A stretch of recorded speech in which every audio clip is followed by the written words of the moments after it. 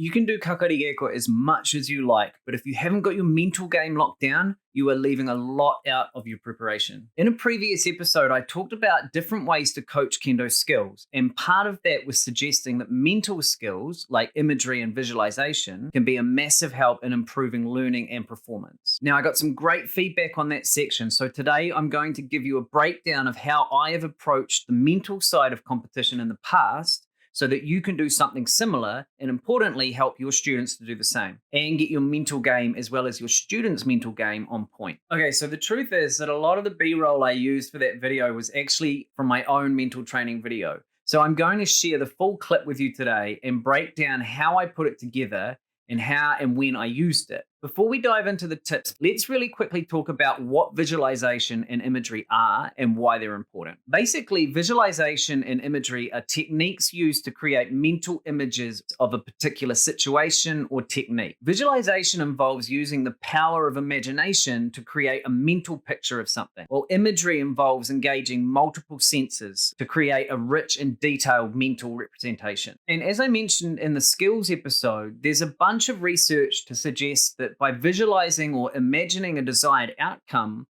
athletes can improve their motivation, their confidence, and their overall performance because they're able to regularly picture the perfect application of a skill in their mind. I encountered these ideas when I was gearing up for some major shiai in my younger years, and I used to try visualizing myself striking quicker, standing stronger, and feeling more confident, but I often found that my mind would wander off. So in preparation for the Sport Accord Combat Games, I created a training video to help me focus on the strengths that I developed from training up to 10 times a week at the Osaka University of Health and Sports Sciences. So here are some tips on how to create your own Kendo training video based on what worked for me. First things first, you can of course use YouTube content to put into a mental training video. You can find examples of the pros at work, and this will definitely help. But there is a lot to be said for using clips of your own Kendo in a video like this. So go ahead and ask your Kendo sensei and club mates if you can do some training together on film. And if your hero is out there on YouTube, consider bringing in both images as long as it helps to reinforce a desirable image of the technique in your mind.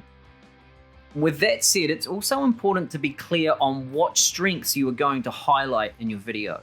So this could be a strong kamae, it could be a specific waza, or it could be a moment in another shiai where you or your student did really well under pressure.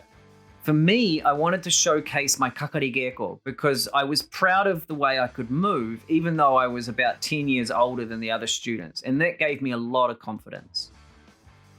Also, when putting these clips together, consider using cue words to help you lock a verbal prompt in with the visual picture. So for example, in my training, I would develop words that I thought best described the style of Kendo my senpai and sensei did, and therefore the type of style I wanted to imitate. I found that these cue words were super useful when combined with visual images of the skill. And remember that these only have to make sense to you. Like, it's super relevant to me, but almost nobody else. That being said, as a coach, you could definitely make a team-focused training video and get huge value out of it by including reference to the messages that you regularly bring up in the dojo. So definitely consider how your team could benefit from a group-focused video as well. And finally, find a piece of music that always pumps you up.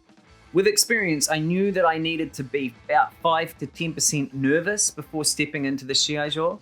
Any more than that and I would fall apart, but any less and I wouldn't be on enough. So this takes practice and experience, but I think it's worth thinking about how nervous or excited that you need to be and consider what audio or music can help you get there.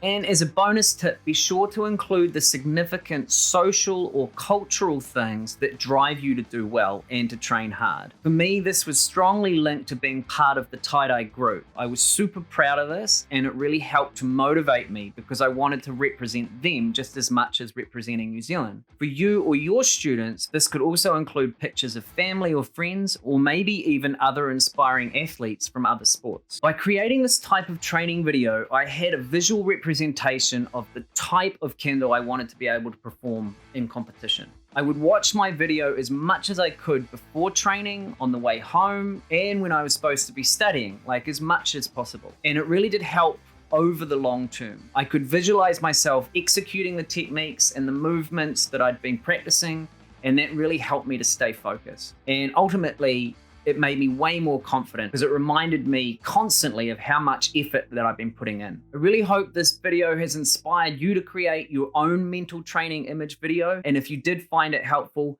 please boop the like button and tell all your mates about this channel as well. That would really help us out a lot. Also, let us know what else you need help with in your Kendo coaching in the comments below, and we'll catch you in the next episode.